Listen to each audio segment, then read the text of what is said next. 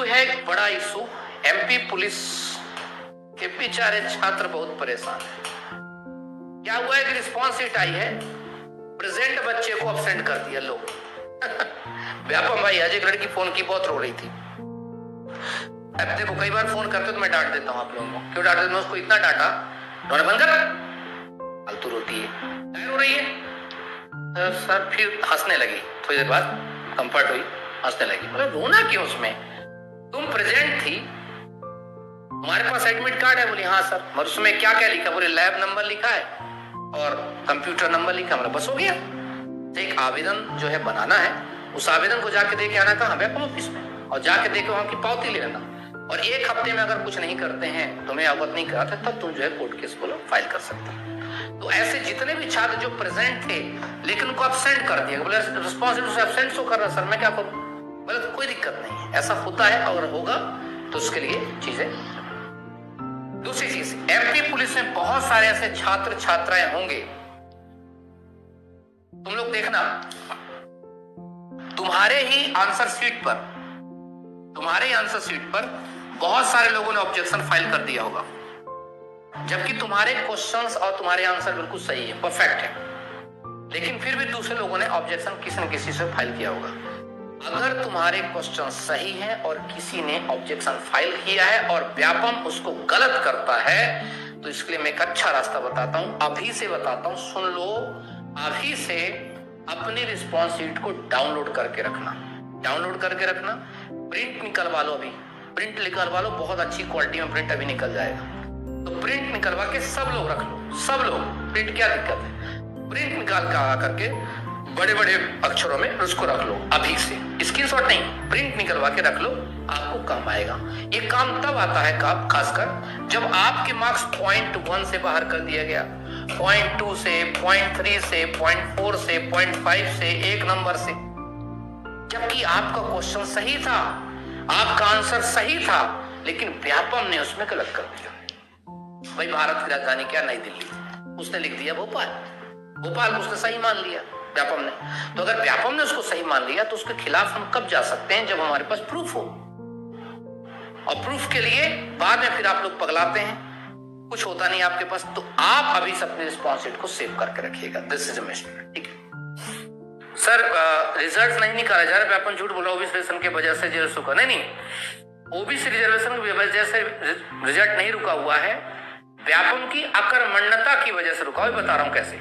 अच्छा, तीसरी चीज, जिसका रोजगार पंजीयन एक्सपायर हो गया है, तो आप इतना समझने का प्रयास करें कि मध्य प्रदेश में किसी भी बच्चे को अगर लगे कि रोजगार पंजीयन की वजह से आपको जॉब नहीं मिल रही है, रोजगार पंजीयन की वजह से आपको जॉब नहीं मिल रही है, तो बस एक ही नंबर हमेशा याद रखना, 7827282211। याद रखिएगा, उस बच्चे के साथ गलत नहीं होगा, उसको जॉब मिलेगी। रोजगार पंजीयन कोई चीज नहीं होती जिसकी वजह से आपको जॉब से बाहर निकाला जा सके। आपके कोई क्वेश्चन है तो आप बताइए। व्यापम रिजल्ट्स क्यों रोक कर रखा है, मैं बता रहा हूं। अब एक क्वेश्चन बच्चे ने पूछा, बहुत प्यारा क्वेश्चन पूछा कि सर कि ये नंबर बता देना, कोई आपके कोई फ्रेंड भी हो, किसी को बेचारे को रोजगार पंजीयन की वजह से जॉब से बाहर कर दिया गया, तमाम चीजें उसको बता देना कि जो आंसर्स मिल रहे हैं, है ना। आइए अब आते हैं कि ये जो व्यापम है, जिसे हम कहते हैं ईएसबी, ये रिजल्ट्स क्यों रोक रखा है, बता रहा हूं। इसके दो पीछे सबसे पहला कारण, अकर्मण्यता। नहीं चाहता है रिजल्ट देना। क्यों नहीं चाहता रिजल्ट देना? क्योंकि इनको मेहनत नहीं करनी है। किस लेवल पे मेहनत नहीं करनी? इनको पता है कि जितने एग्जाम हो चुके हैं उन एग्जाम में जम के फर्जीवाड़ा हुआ है। टॉपर्स और तमाम चीजें भी लगभग कुछ सेम कॉलेजेस से मिलेंगी। पहला, इनको इस बात का डर बहुत ज्यादा गंभीर तरीके से, इसलिए वो रिजल्ट्स को चुपचाप संजोए हुए हैं। दूसरा, इनके साथ दूसरी समस्या है, 27% रिजर्वेशन मिलेगा या नहीं। मैं आपको बताना चाहता हूं, जो मेरा ये यहां से मेरी सोच है, यहां से क्या है, मेरी अनुमान है, हो सकता अनुमान गलत भी हो सकते, क्योंकि भगवान नहीं हूं।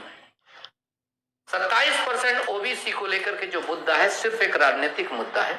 एमपी में 14% ही जो है अंत में आपको मिलेगा। ये जो 13% एक्स्ट्रा है ये सीधे किसको जाएगा? यूआर जनरल को जाएगा। ये दिमाग में रखने का प्रयास करेंगे प्लीज आप लोग। फिर से मैं क्या बोल रहा हूं आपको, मेरा अनुमान है, मैं ना तो कोर्ट की बात है ना किसी, मेरा अनुमान है ये जो इनका सारा नाटक नौटंकी सरकार के देखने के बाद मुझे समझ में आ रहा है कि ओबीसी मुद्दे को सिर्फ और सिर्फ चुनाव तक जो है खींचना है और चुनाव के बाद ये मुद्दा जो है हारेगा और 14% ओबीसी जो है इसका रिजर्वेशन दिया जाएगा। जो भी मैंने फैक्ट सुने हैं, जो मैंने केसेस की आर्गुमेंट सुनी है और जो भी मैंने सरकार की तरफ से दलील सुनी है, तो मैं सब देखा है मैंने।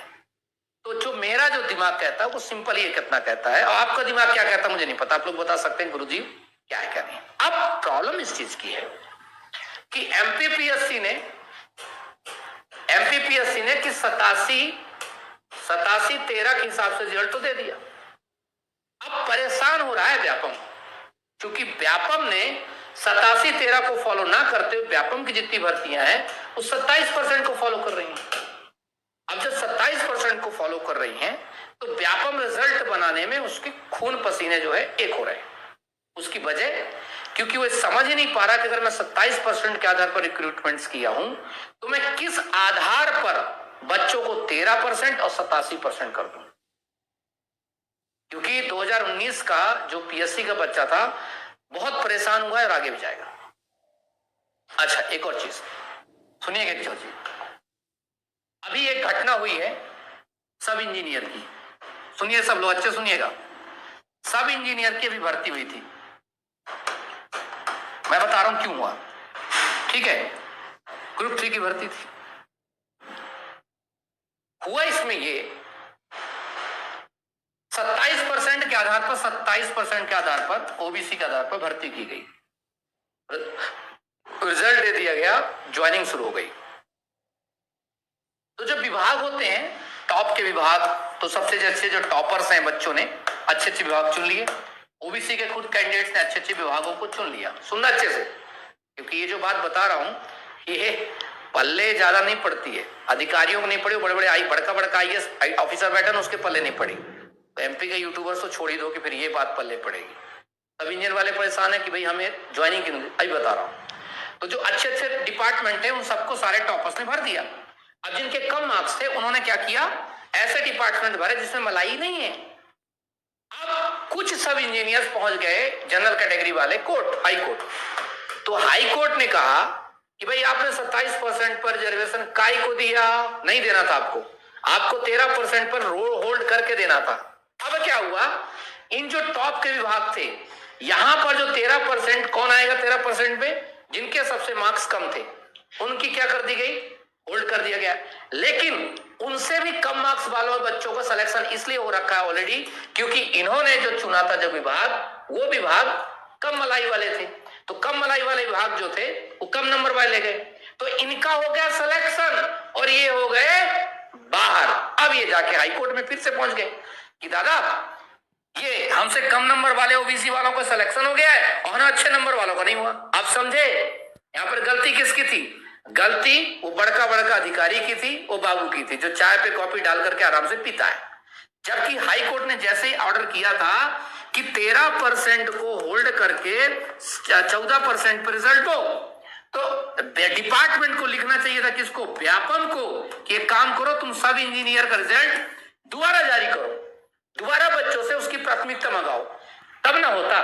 तुम रिजल्ट दे दिए 27% पर, ज्वाइनिंग हो रही है, अब ज्वाइनिंग के लेवल पर 13% को जो होल्ड किया जाएगा, भाई साहब बाहर तो हो गए ही। ये वजह है आपके मनरक्षा का रिजल्ट है, जेल पर रिजल्ट है। इसको भी सोचा जा रहा है कि भाई अपने माथे पर हम क्यों रगड़े। विभाग है फोन कर देता है, ये माथे पर मत रगड़वाओ हमारे, हम एक नई समस्या मुसीबत में फंस जाएंगे।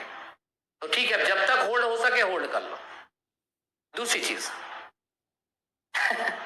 समझे आप, ये चीज समझ में आ गई आपके? सर पुलिस में फॉर्म ऑनलाइन के बाद पंजीयन बनवाया सर यूपी से, सर छिंदवाड़ा से आपसे मिलने आ सकते हैं क्या, रोजगार पंजीयन एक्सपायर हो गया? हाँ मिल सकते हो आप, छिंदवाड़ा से हैं, मेरा नंबर रखना आप लोग, है ना। तो अभी मैं 2-3 दिन जो है 23 तारीख तो मैं इंदौर में रहूंगा, है ना, और उसके पहले जो है 19, 20, 21, हाँ 19, 20, 21 जो है मैं आपको जबलपुर रहूंगा, या उसके बाद फिर सैटरडे संडे में जो भोपाल में रहूंगा। तो आप लोग मुलाकात का नंबर तो हमेशा रखना, एक्सपायर्ड वाले, पंजीयन एक्सपायर्ड वाले, है ना।